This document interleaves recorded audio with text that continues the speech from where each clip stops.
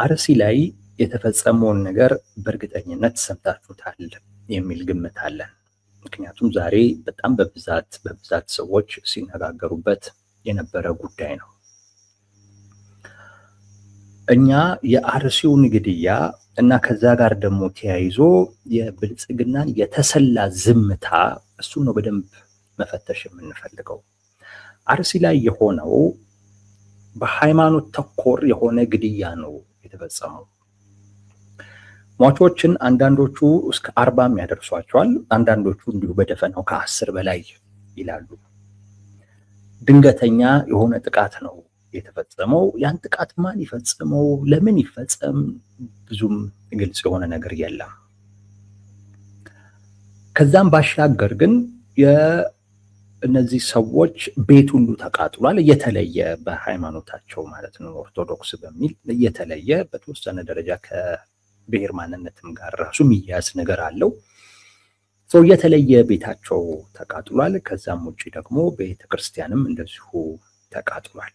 እሱ ነው እንግዲህ ትንሽ በማህበረሰቡ ውስጥ ቁጭት፣ ሐዘን፣ ቁጣም ፈጥሮ ዛሬ በጣም መነጋገሪያ የሆነ ጉዳይ ነበረ።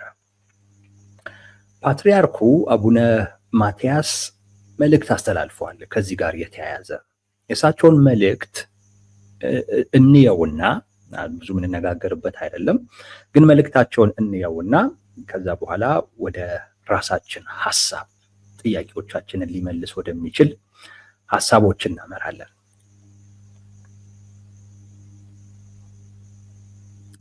አጭር ስለሆነ አቡነ ማትያስ በደረሰው ጉዳይ በአርሲ ሀገረ ስብከት ነው የሚሉት። እንግዲህ በአስኮ፣ በሽርካ፣ በሆንቆሎ፣ በዋቤ እና በሙኔሳ በሚባሉ ወረዳዎች በዛ ላይ ክርስቲያን የሆኑ ወይም ኦርቶዶክስ እምነት ተከታይ የሆኑ ሰዎች ላይ አሰቃቂ ጥቃት ደርሷል ይላሉ። በዛም ከፍተኛ የሐዘን ተሰብቶናል፣ ልባችን ተሰብሯል ይላሉ። እና የእምነት ነፃነት ተደፍሮ 100 ዓመታት ያስቆጠረው የጠላታ የሚባል ቅዱስ ገብርኤል ጠላታ የሚባል አካባቢ ላይ ይመስለኛል ቅዱስ ገብርኤል ቤተክርስቲያን ተቃጥሏል። እንዲሁም የካራ ኩፍቴና መድኃኔዓለም ቤተክርስቲያንም እንደዚሁ ተዘርፏል።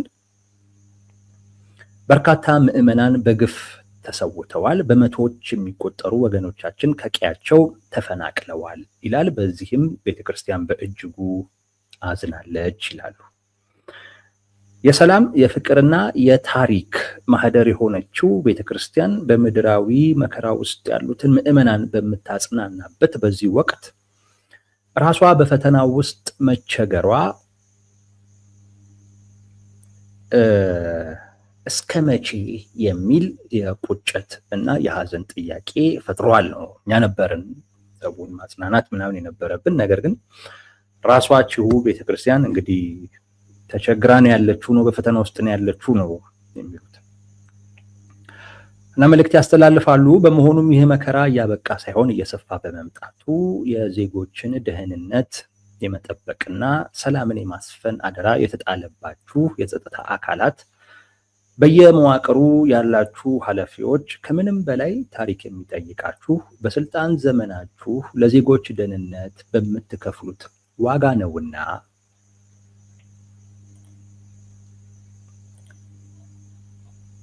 ይህንን የጥቃት ሰንሰለት በማስቆምና ወንጀለኞችን ለሕግ በማቅረብ ከታሪክ ባለዕዳነት ትድኑ ዘንድ በቤተክርስቲያናችን ስም አበክረን እናሳስባለን ይላሉ። ያው ለሌሎችም የተፈናቀሉትን ሰዎች እንድትረዱ ምናምን የሚል መልእክትም ተላልፎበታል። ይሄ ይበቃናል። እንደ መነሻ ነው የፈለግነው እንጂ በይዘት ደረጃ ምንም ልንለው የምንችለው ነገር የለም። እውነት ነው እስከ መቼ የሚያስብል ነገር አለው። በጣም ድርጊቱ ከመደጋገሙ የተነሳ እስከ መቼ የሚል እንደዛ አይነት ስሜቶች በደንብ ታይተዋል። ዛሬም ላይ የግድም ነው እንደዛ ሊሰማህም ይገባል። ከዛ ውጪ በስልጣን ላይ ያሉ አካላቶች ለዜጎች ምን አደረጋችሁ? በተለይ በህይወት የመኖር ዋስትናቸውን አረጋገጣችሁ ወይ? ሰላም አመጣችሁላቸው ወይ? መረጋጋት አመጣችሁላቸው ወይ? ወጥተው የሚገቡበትን ሁኔታ ፈጠራችሁ ወይ? ያ ነው በዋናነት የሚጠየቀው። ታሪክ ያንን ነው በዋናነት የሚያየው። በዚህ ላይ ፌል ካደረክ እንዳልኳችሁ ነው በሁሉም ጉዳይ ላይ ፌል እንደተደረገ ተደርጎ ነው የሚቆጠረው። ይሄ ታሪካችሁ የሚሆነው ዜጎችን ከመጠበቅ አኳያ ምን ሰራችሁ የሚለው መልእክት እንደዚሁ ለመንግስት አካላቶች ተገቢ መልእክት ነው። በሳቸው መልእክት በይዘት ደረጃ የምንለው ብዙም ነገር የለንም። ነገር ግን መልእክት ማስተላለፋቸው ተገቢ ነው። ምክንያቱም አሁን ላይ የሃይማኖቱ ተከታዮች ቁጣ አሁን ላይ ወደ እነሱ እየመጣ ነው ያለው።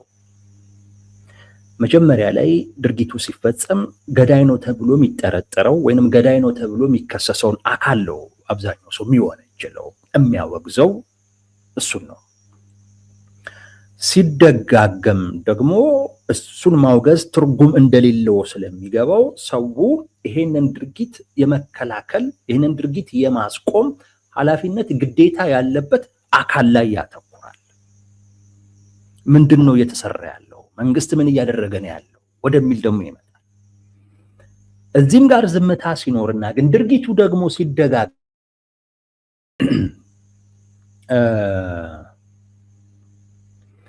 መጀመሪያ እንደዚህ አይነት ግድያዎች ሲፈጸሙ፣ እንዲህ አይነት ጭፍጨፋ ሲፈጸም፣ እንዲህ አይነት ጥቃት ሲፈጸም ሰዎች ጥቃቱን የፈጸመውን አካል ነው በዋናነት የሚያወግዙት። ሲደጋገም ያንን ማውጋዝ ብዙም ትርጉም እያጣ ይመጣና ፈጻሚውን ማለት ነው ግዴታ አለበት ብለው የሚያስቡትን አካል ላይ ደግሞ ያተኩሩና እዛ አካል ላይ ጥያቄያቸውን ቁጣቸውንም በዛው ላይ መግለጽ ነው የሚጀምሩት። ያንንም ማድረግ ትርጉም በሚያጣበት ሰዓት ላይ የሰዎች ባህሪ ወዴት ይሄዳል? ይወክሉናል ወይም በዋናነት ይመለከታቸዋል የሚሏቸው አካላቶች ላይ ደግሞ ወደ ማተኮር ይሄዳሉ። አሁን ላይ በአብዛኛው ምዕመኑን ካያችሁ መንግስትን አይደለም ሲጠይቅ የምታዩት። በአብዛኛው ምዕመኑን ካያችሁ እከሌ ነው ፈጻሚው እከሌ ነው ገዳዩ ምናምን የሚለው ነገር ላይ አይደለም በአብዛኛው የሚያተኩረው። በአብዛኛው ከፖለቲካ ውጪ ያሉት ምዕመናኖቹ ማለት ጉዳዩ ከሃይማኖት ጋር የተያያዘ ግድያ መሆኑ በደንብ ያሳሰባቸው። የፖለቲካው ዞሮ ዞሮ ከመንግስት ጋር ነው የሚያያዘው። ፖለቲካ ኢንተረስትድ ያለው አካል ነገሩን ፖለቲሳይዝድ ያደርገዋል።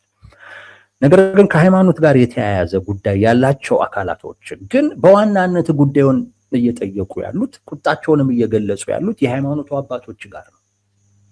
ለምን? እነዚህ አካላቶች ምን አለባቸው? ትልቅ ኃላፊነት አለባቸው። ይሄ ድርጊት እንዲቆም ማድረግ ያለበት አካልን መጠየቅ፣ እሱ አካል ላይ ጫና መፍጠር የነሱ ድርሻ ነው። ምዕመኑማ ያንንም አወገዘ፣ መንግስትንም ጠየቀ። በሁለቱም በኩል ምላሽ የለም። አሁን እያዞረ ያለው ፊቱን ወደ ሃይማኖት አባቶቹ ነው። ቁጣውም ትችቱም ምኑም እነሱ ላይ ነው። ጠንከር ያሉ ትችቶችንም ጭምር እያየን ነው።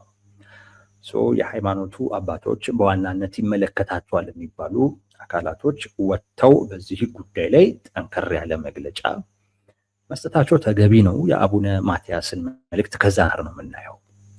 ጠንከር ያለ መልእክት አለው። በዚህ ደረጃ ለመንግስት ላይ ጫና ለመፍጠር የሚደረጉት ጥረቶች በጣም ተገቢ ናቸው። መልእክታቸውን በዚህ ደረጃ ነው ያየነው። ወደኛ ሐሳብ እንምጣ። አንድ የሚያከራክር ጉዳይ አለ። ማን የፈጸመው ምናምን የሚለው ነገር አይ ቲንክ ለኔ ሊያከራክር የሚገባ ጉዳይ አይመስለኝም። ማን የፈጸመው ምናምን የሚለው ነገር እንከራከርበት ብንል ጉንጭ አልፋ ነው የሚሆነው።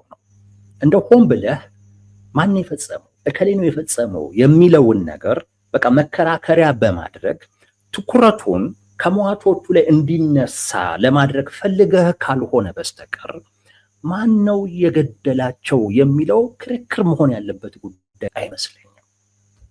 ሊሆንም አይገባም። አንደኛ እኛን ምን አገባን እሱ ላይ የምንከራከረው? ይሄንን እኮ የሚመለከተው አካል ነው ሊነግርህ የሚገባው። እኛ ከውጭ ሆነን በዚህ ጉዳይ ላይ የምንከራከርበት ምንም ምክንያት የለም። ግን ከሟቾቹ ላይ ትኩረት አስነስተህ እከሌ ነው የገደለው በሚል መካሰስ ውስጥ ለመግባት ወይም ሰውን ለመክተት ፈልገህ ከሆነ እሱን አጀንዳ ታደርገዋለህ። ማንም ይግደል ማንም፣ ይሄንን ድርጊት ግን የማስቆም ኃላፊነት የማን ነው ነው ወሳኙ ጉዳይ። ኦላ ነው የገደለው፣ ሸኔ ነው የገደለው የሚሉ ነገሮችን እያየው ነው። አይደለም ብሎ መከራከር አይቻልም። አይደለም ብሎ መከራከር አይቻልም። ሊሆን የሚችልበት እድል አለ። እንዲህ አይነት ድርጊት ውስጥ ሲሳተፍ ነው የምናውቀው ኦላ። ግን ኦላ አደረገው ማንም አደረገው ዜጎችን ግን የመከላከል መብት ኃላፊነት እና ግዴታ የመንግስት ነው፣ ወደድክም ጠላህም። ኦላ ማለት የብልጽግናው መንግስት አሸባሪ ያለው ቡድን ነው። ማሸበር ተግባሩ ነው ብሎ የፈረጀው ቡድን ነው በፓርላማ። ይሄን ከፈረጅክ በኋላ የሽብር ተግባራቶቹን እየተከታተልክ ማክሸፍ፣ የሽብር ተግባር መፈጸም በማይችልበት ደረጃ ላይ ማዳከም፣ ሲቻልም ማጥፋት ያንተ ኃላፊነት። ይሄን ኃላፊነትን ሳትወጣ ኦላን የገደለው ብለው ኦላ ላይ ማለት ማች የሚጠቅም ጉዳይ አይደለም። አሁን በዚህ ሰዓት መንግስት ግዴታውን እንዲወጣ ነው ጫና መፍጠር የሚያስፈልገው። ይሄ በጣም የተደጋገመ ጉዳይ እኮ ነው። ዛሬ የተፈጸመ ይመስል የምርጫውን አጀንዳ ለማስቀየር ነው ምናምን። ይሄ እኮ ዛሬ እኮ የተፈጸመ እኮ አይደለም።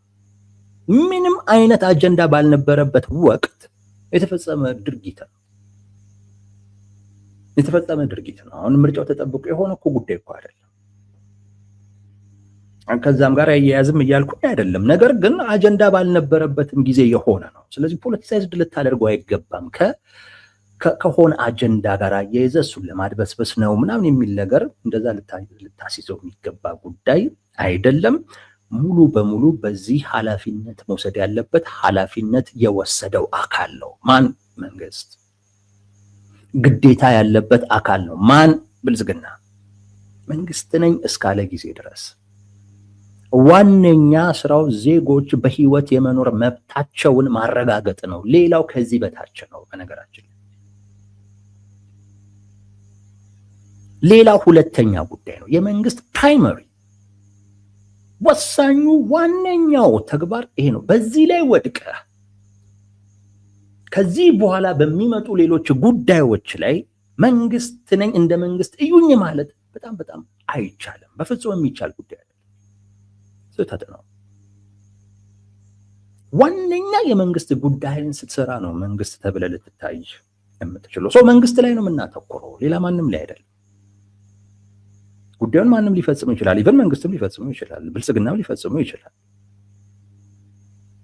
እሱም ነው የፈጸመውን ብለህ መከራከር ይቻላል። ኦላም ነው የፈጸመው ብለህ መከራከር ይቻላል። በነገራችን ላይ ፋኖም ነው የፈጸመውን ብለህ ቲፒኤልኤፍም ነው የፈጸመው ብለህ መከራከርም ትችላለህ። ፈጻሚ ማን ነው በሚለው ጉዳይ ልከራከር ካልክ ጉዳዩ ከሴራ ጋር የተያያዘ የተወሳሰበና ጥርት ያለ መረጃ የሌለበት ጉዳይ ስለሆነ ይሄንንም ማድረግ ያለበት ኃላፊነት ይሄን እያደረገ ስላልሆነ ይሄ እከሌ ነው እያልክ የሴራ ትንተና እየሰጠህ መከራከር ትችላለህ። ግን እዚህ ላይ እንከራከር ግን ብትል ሟቾቹን ነው የምትረሳው። እዚህ ላይ እንከራከር ግን ብትል ዜጎችን ነው የምትረሳው። እዚህ ላይ እንከራከር ግን ብትል የዜጎችን መሰረታዊ መብት ነው የምትረሳው። እዚህ ጋር እንከራከር ብትል የመንግስትን ግዴታ ነው የምትረሳው። ዋናው መረሳት የሌለበትና የጠቀስኳቸው ጉዳዮች ላይ ነው መተኮር ያለ፣ ዜጎች ላይ፣ መብታቸው ላይ እና የመንግስት ግዴታነቱን መፈጸም አለመቻሉ ላይ፣ እሱ ላይ ነው በጣም በጣም መተኮር መቻል ያለበት። የብልጽግና የተሰላ ዝምታ ነው ያለው። ዝምታ ስንል በሶስት አይነት መልኩ ነው የምንገልጸው። አንደኛው ጉዳይ እርምጃ አለመውሰድን ነው። ነው። ዜጎች እየሞቱ ነው። በተደጋጋሚ ጊዜ ድረሱልን ሁሉ እያሉ እየጠየቁ የሚደርስ የለም፣ እየሞቱ ነው። የአንድ ወቅት አጀንዳ ይሆናል፣ ይረሳል። በመንግስት በኩል እርምጃ አልወሰደም። አንድ ዝምታ ነው ይሄ። ሁለት ፖለቲካዊ መፍትሄም የሚያስፈልገው ጉዳይ ከሆነ ያንንም መፍትሄ ለመስጠት የራሱን የሆነ የወሰደው ፖለቲካዊ እንቅስቃሴ ወይንም እርምጃም የለም። የለም። ችግሩን በትክክል ለይቶ ያንን ችግር ሊፈታ የሚችል ፖለቲካዊ እርምጃዎችም አልተወሰዱ። ዝምታ ነው እርሱ። 3 ጉዳዩን በሚመለከት ጥርት ያለ መረጃ ሰው እንዲኖረው መረጃም እየሰጠም አይደለም። መረጃ አለመስጠት ብቻ አይደለም፣ ጉዳዩ ተፈጽሞ የህዝብ መነጋገሪያ በሆነበት ሰዓት እና የመንግስት ባለስልጣናት መረጃ ሲጠየቁ እንኳን እየሰጡ አይደለም። ይሄ ዝምታ ነው። በእኛ እምነት ይሄ ዝምታ የተሰላ ዝምታ ነው። ዝም ብሎ ዝምታ አይደለም፣ የተሰላ ዝምታ ነው። እርምጃው የማይወሰደው መረጃም በዚህ ረገድ የማይሰጠው ተሰልቶ ነው። ዝም ተብሎ አይደለም። ይሄን ማወቅ ያስፈልጋል። እሱን ነው ዛሬ ከእናንተ ጋር መነጋገር የምንፈልገው፣ መተንተን የምንፈልገው እሱ ነው። ለምንድን ነው መንግስት በጉዳዩ ላይ ዝም እያለ ያለው? ስለሚጠቅመው አስልቶ ነው ያደረገው ነው የምላችሁ። በነገራችን ላይ በአቅጣጫ ነው በዚህ ጉዳይ ላይ መረጃ እንዳትሰጡ የተባለው፣ ቀጥታ ከጠቅላይ ሚኒስትሩ ቀጥታ። ለዛ ነው በየደረጃው ያለ የአካባቢው፣ የወረዳው፣ የክልሉ፣ የፌዴራል በሙሉ መረጃ የማይሰጡት በዚህ ጉዳይ ላይ ቀጥታ ከጠቅላይ ሚኒስትሩ አቅጣጫ ተሰጥቶ ነው በዚህ ጉዳይ ላይ ማንም ትንፍሽ እንዳይ ተብሎ ማለት ነው። ይሄ ሲባል ተሰልፎ ነው፣ ታቅዶበት ተጠንቶ ነው ይሄ የተባለው። እሱን ነው የምናየው። ለምን መንግስት በዝምታ ውስጥ ምን ይጠቀማል? አሁን አንዳንድ ሰዎች አላችሁ ይሄ እኮ በመሆኑ መንግስት ይጎዳል እንጂ ምናምን። ኖ ኖ ኖ ኖ፣ ይጠቀም። አይጎዳም፣ አይጎዳም። እንዴት እንዲህ አይነት ነገር ሲፈጠር፣ አለመረጋጋት ሲፈጠር መንግስት እኮ ይጎዳል እንጂ እንዴት ይጠቀማል? እንዴት ከመንግስት ጋር ጉዳዩን ታያይዙታላችሁ የሚሉ ሰዎች አሉ። ኖ ኖ ኖ ኖ፣ አይጎዳም፣ አይጎዳም። እንደውም ይጠቀማል። እሱን ነው የምነግራችሁ ዛሬ። በብልጽግና ሳይድ ያለው ክርክር ያ ነው። ሊያሳምን ይችላል የነሱ ክርክር በተወሰነ ደረጃ። መንግስት እኮ ሰላም ቢሆን ነው የሚጠቀመው ይሏችኋል። ሰላም እኮ ቢሆን ይጠቀማል። ምንድን ነው የሚጎዳው? ለምን ብሎ እንደዚህ ያደርጋል የሚል ኖ ኖ ኖ ኖ፣ እንዳትሸወዱ። ሰላም ቢሆን ይጎዳል። እሱን ነው የምነግራችሁ። ሰላም ቢሆን ይጎዳል። በዚህ አይነት አሁን የሆነ ያለው ነገር ደግሞ ብዙ አይጎዳው፣ ይጠቅማል። ባህሪውን ስለማታውቁት እሱን ነው ዛሬ በደንብ የምናየው። እንዲህ አይነት ነገር ሲፈጠር ሰው ውስጥ የሚፈጠር ጥያቄ አለ። ተመልከቱ፣ ዜጎች በማንነታቸው እየሞቱ ነው ማለት ወደው በሆኑት ነገር በቃ ነኝ ባሉት ነገር፣ ወንጀል ባልሆነ ነገር፣ በሰሩት ጥፋት በምናምን ነገር አይደለም፣ በማንነታቸው በእነሱም በማንነታቸው ምክንያት ብቻ ወንጀል ባልሆነ ሊከበር በሚገባ ጉዳያቸው ምክንያት ወይ በብሔር ማንነታቸው ወይ በሃይማኖት ማንነታቸው ምን እየሆኑ ነው? እየተገደሉ ነው። በተደጋጋሚ ነው እየሆነ ያለው። ገዳዩ ማን ነው የሚለው አከራካሪ ነው፣ አይታወቅም። ይሄ አይነት ነገር ጭንቅላታችን ውስጥ ምን ይፈጥራል ነው። እሱን ነው በደንብ እንድታጤኑት የምፈልገው። ምን ይፈጥራል? ሁላችንም ምን ውስጥ ነን?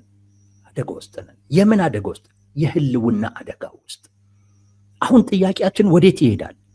የመኖር ጥያቄ ነው፣ ሌላ አይደለም። ምክንያቱም በማንነትህ ምክንያት እየሞትክ ነው። ነገ ከነገ ወዲያ አንተ ማትሞትበት ምንም ምክንያት የለም። አሁን ካለህበት አካባቢ ሩቅ ሊሆን ይችላል። ነገ ከነገ ወዲያ ግን አንተ ወዳለህበት አካባቢ መቅረቡ ላይቀር ይችላል። ምን እየተሰማ ነው? የህልውና ስጋት፣ የመኖር ጥያቄ ውስጥ ነው የምትወድቀው።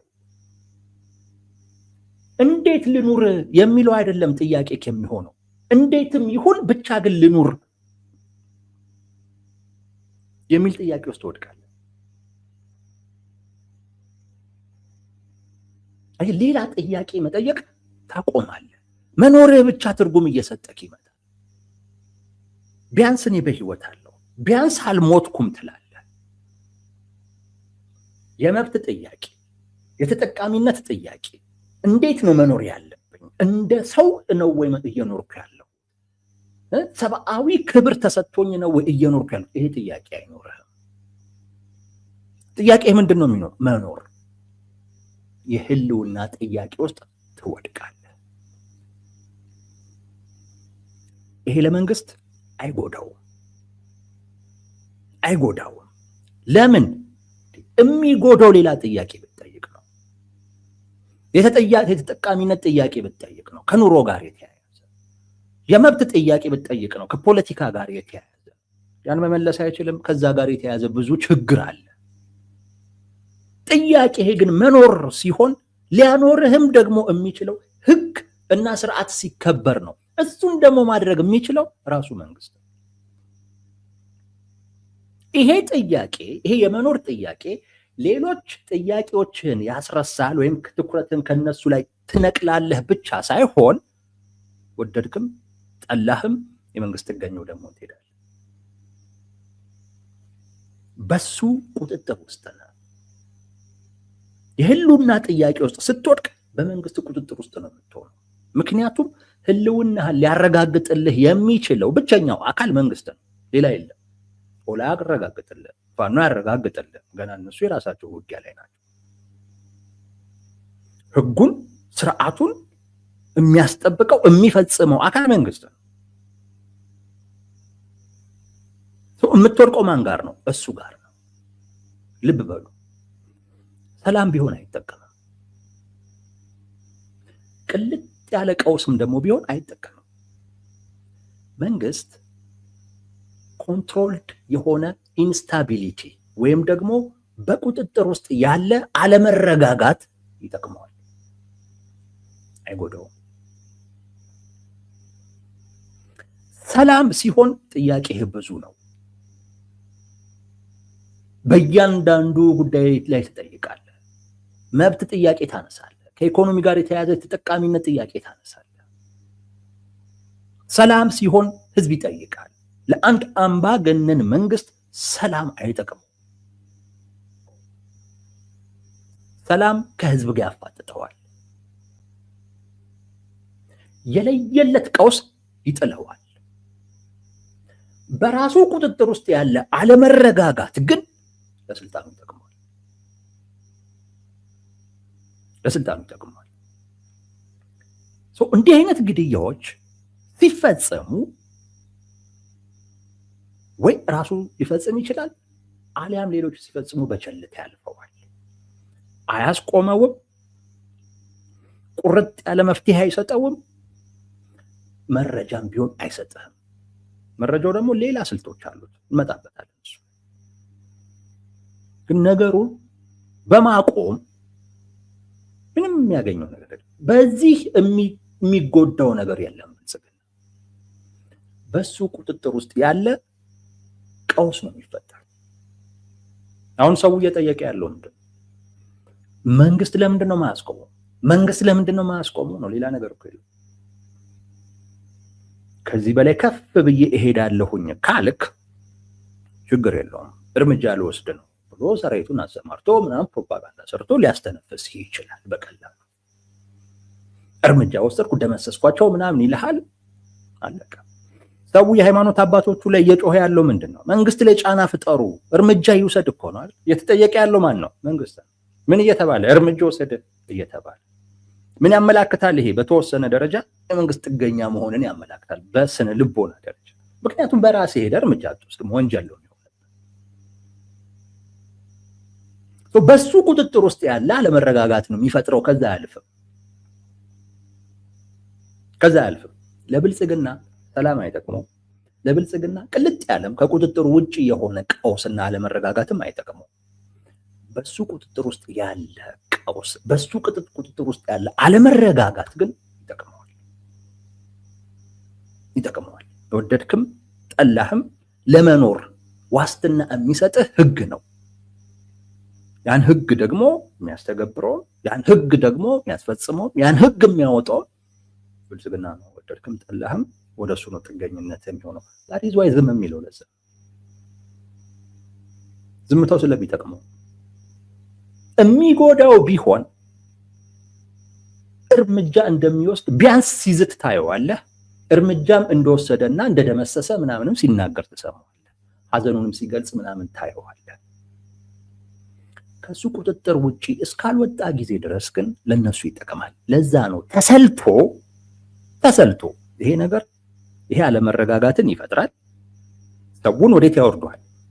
የህልውና ጥያቄ ውስጥ ያወርደዋል። የህልውና ጥያቄ መጠየቁ ሰው ለኛ ይጎዳናል ወይስ ይጠቅመናል? አይጎዳም። ሀገሪቱ ውስጥ ብዙ ችግር አለ። ሰው የህልውና ጥያቄ ውስጥ ባይወድቅ ሊጠይቃቸው የሚችላቸው ብዙ ጥያቄዎች አሉ።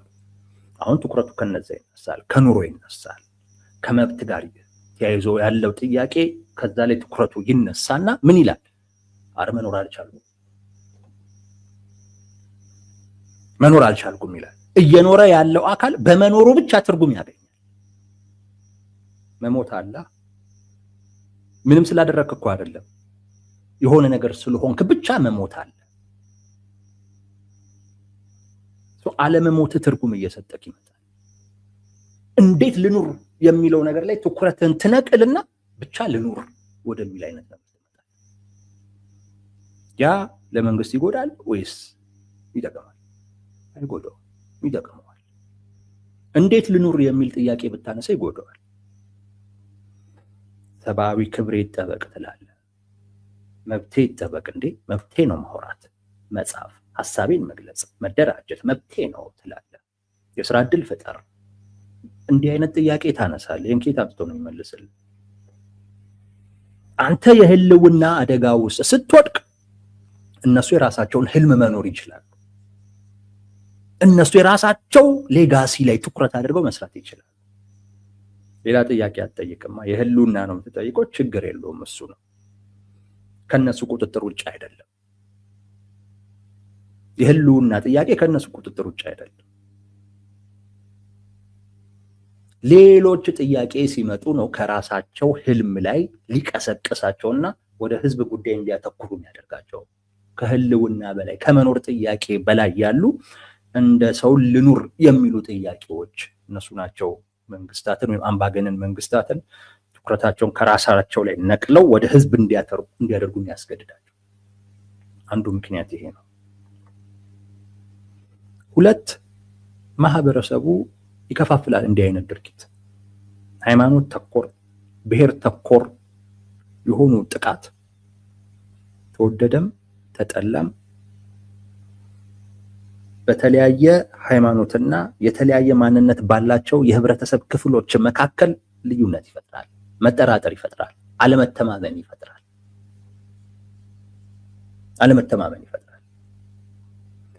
ያ ደግሞ ማህበረሰቡ በጋራ እንዳይቆም ያደርገዋል። ይሄ ደግሞ ማህበረሰቡን ከፋፍለህ ስልጣንህን ለማራዘም የበለጠ ይጠቅማል። ምን ያደርግልሃል? አንተ የማህበረሰቡ አንድነት ምን ይጠቅማል? የማህበረሰቡ አንድነት እኮ የሚጠቅመው ለማህበረሰቡ ነው፣ ለአንተ አይደለም። አንተ በስልጣን ላይ በአምባገነንነት የራስን ፍላጎትና ፈቃድ እየፈጸምክ መቀጠል የምትፈልግ እኮ ከሆነ መከፋፈል ነው ያለብህ። እንዲህ አይነት ድርጊት ሲፈጠር ማህበረሰቡን ወደ አንድ ነው የሚያመጣው ወይንስ ወደ መከፋፈል ነው የሚወስደው የሚለውን ነው የምታየው። ይከፋፈለዋል። የበለጠም ደግሞ ሊከፋፈለው የሚችላቸውንም አንዳንድ ጉዳዮች ታደርጋለህ። አሁን እንዲህ አይነት ከሃይማኖት ጋር የተያያዘ ከማንነት ጋር የተያያዙ ጥቃቶች ገዳዩ ማን እንደሆነ በማይታወቅበት አይነት ሁኔታ ውስጥ ሲሆን መጠራጠር ይፈጥራል። ተገዳዩ ሌላውን ማህበረሰብ መጠርጠር ሲጀምር ያም ማህበረሰብ ተገዳይ የሆነውን ማህበረሰብ እንዲሁ መጠራጠር ይጀምራል። መተማመን ይጠፋል። መተማመን ደግሞ ከሌለ ለአንተ ጥሩ ስልጣን ላይ ስልጣንህን አራዝመ መቀጠል ለምትፈልገው ለአንተ በጣም ጥሩ ነው። እርምጃ የማይወሰደው ችግሩ በዘላቂነት የማይፈታው ከዚህ አኳያ ነው። ተጠንቶ ነው፣ ተሰልቶ ነው፣ ስለሚጠቅመው ነው። መንግስት እኮ በዚህ ይጎዳል። አለመረጋጋት አይጎዳም። ባለመረጋጋት ሊጎዳ የሚችል መንግስት አይደለም ብልጽግና ማለት። እንደውም መረጋጋት ቢኖር የሚጎዳ ነው። ከቁጥጥር ውጪ የሆነ አለመረጋጋት ቢኖር የሚጎዳ ነው። በሱ ቁጥጥር ውስጥ እስከሆነ ጊዜ ድረስ የራሱን ፍላጎትና ፈቃድ እየፈጸመ መኖር ለሚፈልግ አካል አለመረጋጋት ይጠቅመዋል እንጂ አይጎዳው።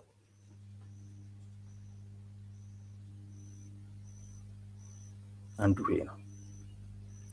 ሌላኛው ዝምታ ነው። አይታችሁ ከሆነ መረጃ አይሰጥም። እንዳልኳችሁ በአቅጣጫ ነው፣ በመመሪያ ነው። ማንም ሰው እንዳይሰጥ በዚህ ጉዳይ ተብሎ ነው። ከበፊትም ይሄ ነገር በተደጋጋሚ ሲፈጸም መረጃ አይሰጥም። ለምንድን ነው? መረጃ መስጠት የመንግስት ግዴታው ነው። መረጃ ማግኘት የዜጎች ህገ መንግስታዊ መብታቸው ነው። ለምንድን ነው ይሄን ግዴታውን የማይፈጽመው? ለምንድን ነው የዜጎች ይሄ መብት የማይከበረው? መሞታቸው ሳያንስ ማን እንደገደላቸው እንኳን የማወቅ መብታቸው ሁሉ ነው እየተገፈፈ ያለው። ምን እየተደረገ እንደሆነ እንኳን የማወቅ መብታቸው ሁሉ ነው እየተገፈፈ ያለው። ሰዎች በህይወት የመኖር መብታቸው ብቻ እኮ አይደለም እኮ እያጡ ያሉት እንዴ። መረጃ የማግኘት መብታችንን ማን የገደለው? ዜጎቻችንን እንዴት ነው የሞቱት? ይሄን እንኳን እንዳናቅ እኮ ነው የተከለከለን እኮ ያለ ነው። ግን እዚህ ላይ አናተኩርም። ለምን? ምክንያቱም ቅድም እንዳልኩ ነው። ምን ላይ ነው የምታተኩረው? የመኖር ጥያቄ ውስጥ ነው የወደቅከው እንጂ አርሲ ላይ እየሆነ ባለው ጉዳይ ብዙ መብት እኮ ነው የተነፈግነው። ግን በቃ ሁላችንም የህልውና ጉዳይ ውስጥ ስለወደቅን ሌሎች መብቶቻችንን በሙሉ ረስተናቸዋል። አናተኩርም እነሱ ላይ።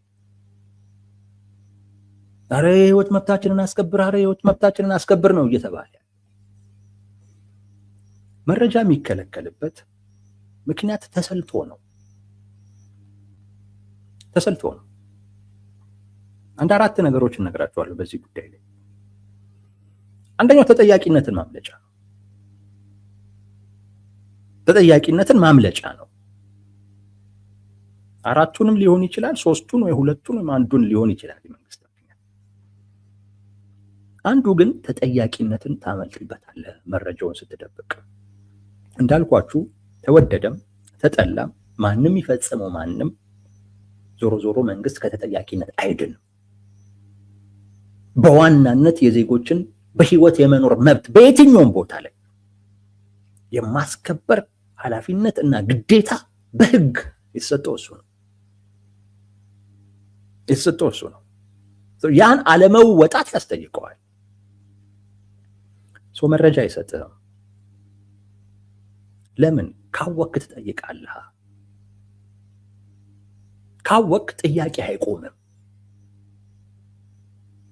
ማን የገደለው? እከሌ ነው ይልሃል። አንተ አታቆምም። ምን ታዲያ እርምጃ ለምን አትወስድበትም? ታዲያ ለምንድን ነው ዝም የሚባለው ወደሚል ጥያቄ እያደግክ ነው የምትሄደው። መረጃ በሰጠህ ቁጥር ጥያቄ ይጨምራል። ለምንድን ነው ሲደጋገም ዝም ብለህ የምታየው? እንዴት የመከላከል አቅም አልገነባም? እንዴት እያልክ ጥያቄ ይጨምራል።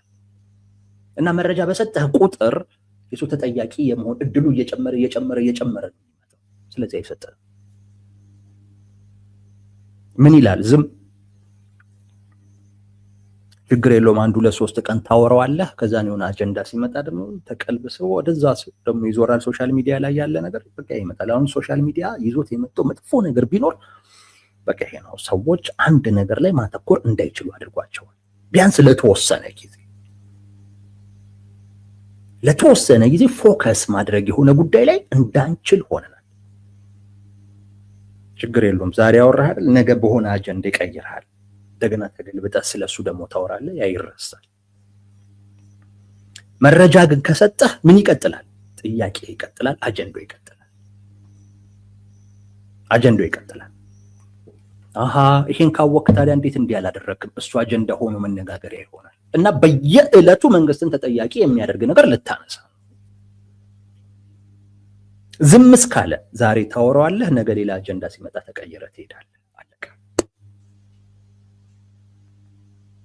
አንዱ ከተጠያቂነት ማምለጫ ነው። ኃላፊነት ላለመውሰድ የሚደረግ ጥረት ነው። ዝምታው ከዛ የሚመነጭ ነው። መረጃ የማይሰጥህ አንዱ በዛ ምክንያት ነው። ሁለት መረጃ ሰጠህ ማለት ያን መረጃ ወደ መተንተን ትገባለህ።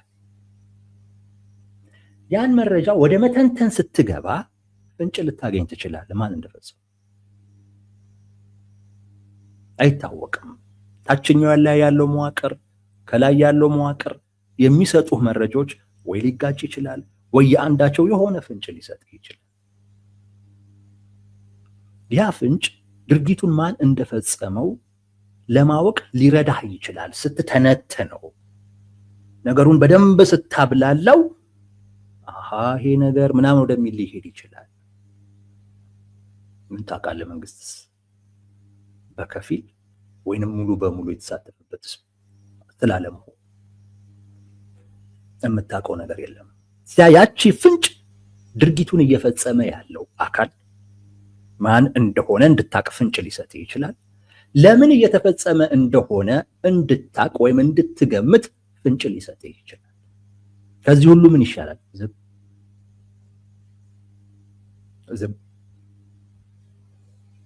ዝም ከተባለ በቃ ፍንጭም የለም ምንም የለም። ራስ ምንድነው ምናምን ብለህ አቋክተው ከዛ በኋላ ነገ እንደተባለው ትረሳዋለህ። መረጃ የማይሰጥበት ምክንያት ሌላኛው ፍንጭ እንዳታገኝ። አንድ ምን አልኩ? ተጠያቂነትን ለመሸሽ ነው። ምክንያቱም መረጃ አገኘህ ማለት ጥያቄ ጋር አይቆምም። በራሱ ድርጊቱ ስለሚያስጠይቅ መንግስት ከተጠያቂነት በምንም አይነት መልኩ ሊድን ስለማይችል ምንም አይነት መረጃ ቢሰጥህ ከተጠያቂነት በፍጹም ሊድን ስለማይችል ከናካቴው አይሰጥም። ሁለተኛው የሚሰጠው መረጃ ፍንጭ ቢሆንስ ማን እንደፈጸመው ለምን እየተፈጸመ እንደሆነ ምን ታውቃለህ? እየፈጸመው ያለው መንግስት ስላለመሆኑ ያ ደግሞ የበለጠ ቁጣ ሊፈጥር ይችላል። የበለጠ አጀንዳ ሊሆን ይችላል። ያንንም ማግኘት የለብህም። ማግኘት ስለሌለበት ከነአካቴው መረጃ የለም። ይደወላል፣ ስልክ አይነሳም፣ መልስም የሚሰጥ የለም። ቆይ እየተጣራ ነው፣ በኋላ እንትን እየተጣራ ነው፣ እንደዚህ ነው የሚሉ ሁለት እሱ ነው። ሶስተኛው ጉዳዩን ለትርጉም ተጋላጭ ማድረግ። መረጃ ካላገኘህ ምን ትሆናለህ? እያንዳንዱ ሰው በራሱ መንገድ ይተረጉመዋል። ከፊሉ ኦላ ነው የምርጫውን እንትን ለማስቀየር ፈልጎ ነው ይላል። ከፊሉ ነው እዛው አካባቢ ያለ ባለስልጣን ነው የዲሞክራቲክ ቼንጅ ለማምጣት ነው፣ እዛ ያለውን ሰው ለማፈናቀል ነው፣ እንደዚህ ምናምን ወይም ደግሞ ኦርቶዶክስ ጥላቻ ላይ እንዲህ እየተባለ ይተነተናል። ይተነተናል በተለያየ አይነት መንገድ ሰዎች በተለያየ አይነት ነገር ፐርስፔክቲቭ ጉዳዩን ያነሱታል። ያ ግራ መጋባት ይፈጥራል። ግራ መጋባት ደግሞ ያደክማል። ብዙ አትቆይም ግራ መጋባት ውስጥ። ግራ ስትጋባ አቋም አትይዝም። ግራ ስትጋባ በቃ ትተዋለህ፣ ሰልችቶ ወደ ሌላ እርምጃ አትሄድም፣ ወይም ቁጣ ካያድግም ወደ ተግባር አይቀየርም።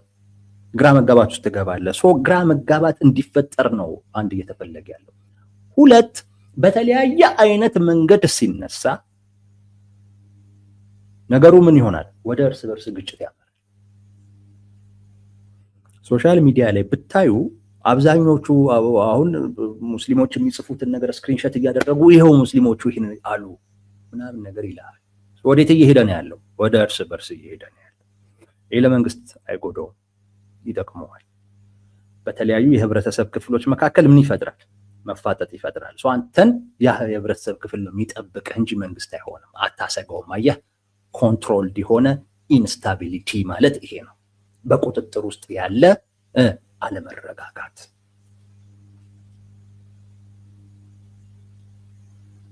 ዋናው ከሱ ቁጥጥር እንዲወጣ ነው የማይፈልገው እና መረጃ ቢሰጥ ግልጽ ይሆናል።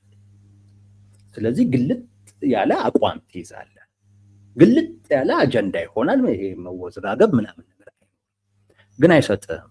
ሳይሰጥህ ሲቀር ምን በተለያየ አይነት መንገድ ሲነሳ አሁን አንዳንድ ሰዎች ያነሱትና አይቻለሁ ግን እዚህ መድገም ጥሩ አይደለም። ሰዎች ስክሪንሾት እያደረጉ እዩት እንዲየተባለ ምናምን የሚሉ ማለት ነው። በጣም የሚገርሙ አንዳንድ አባባሎችን አይቻለሁ። በቃ ነገሩ ትኩረትን ከመንግስት ላይ የሚያነሳ ትኩረቱን ፈጽሞታል እየተባለ ከሚከሰሰው ከኦላ የሚያነሳና ትኩረቱን ወደ ህዝብ ለህዝብ የሚያደርጉ አንዳንድ አይነት ጽሁፎችን አይቻለሁ።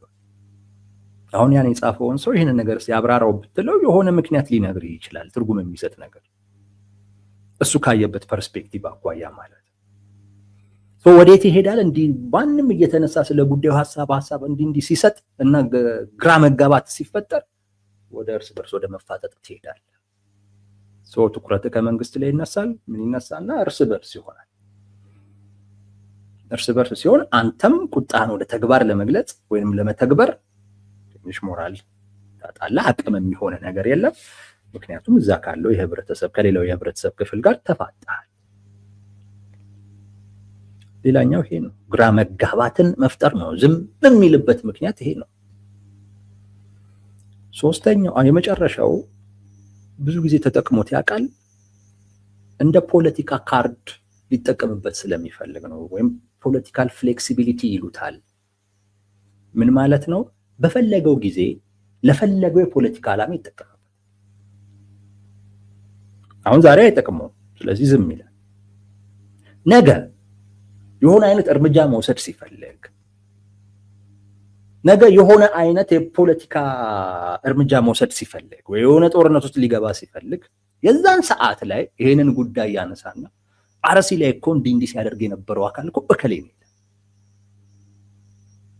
አሁን ዝም ይላል፣ ምክንያቱም አሁን አይጠቅመውም። ዝም ከተባለ እንደ አንድ የፖለቲካ ካርድ ይዞታል ማለት ነው። በቃ አሁን አያወጣው እንደ ካርታ በጣም በሚጠቅመው ሰዓት ላይ መዞ ኦላ እኮ ነው ያደረገው ይላል።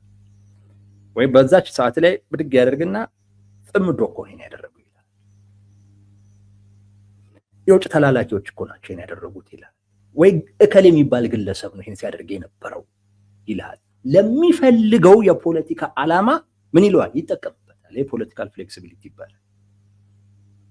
እንደ አንድ የፖለቲካ ካርድ ይዞታል ማለት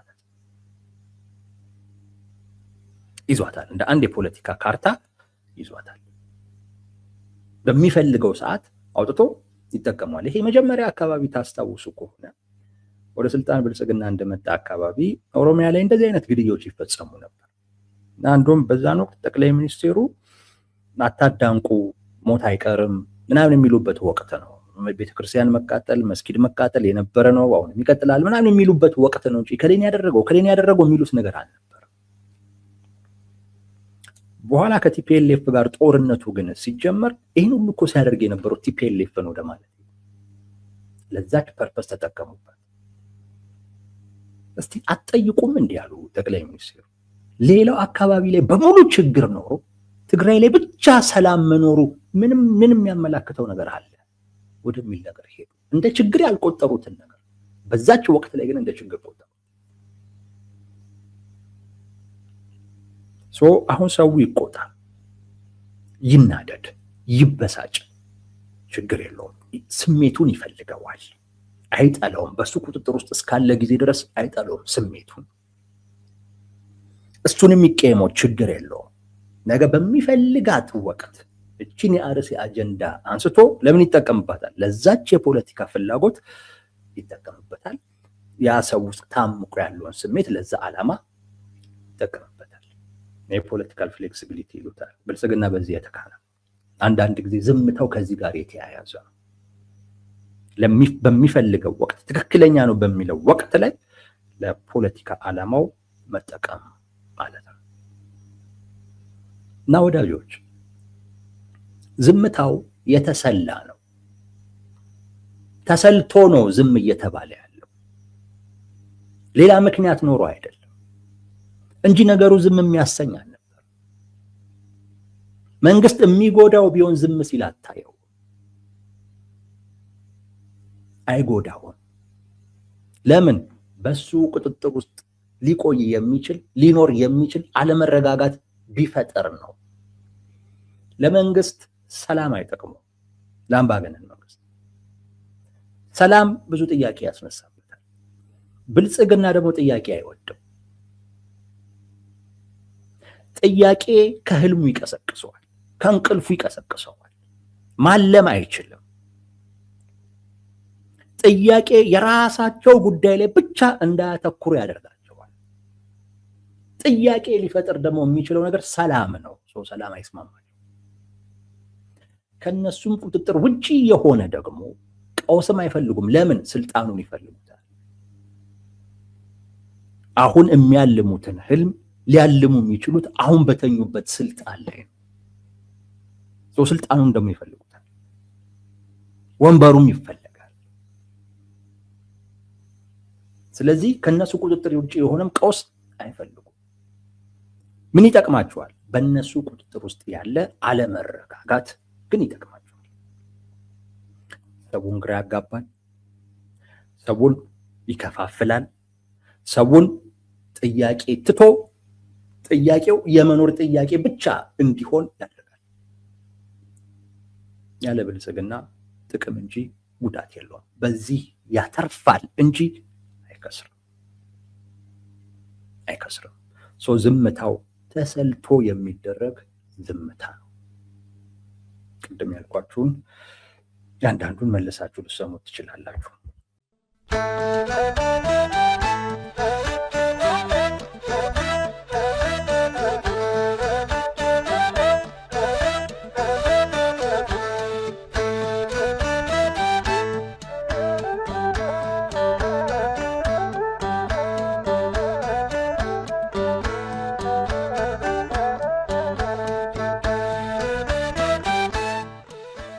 Dios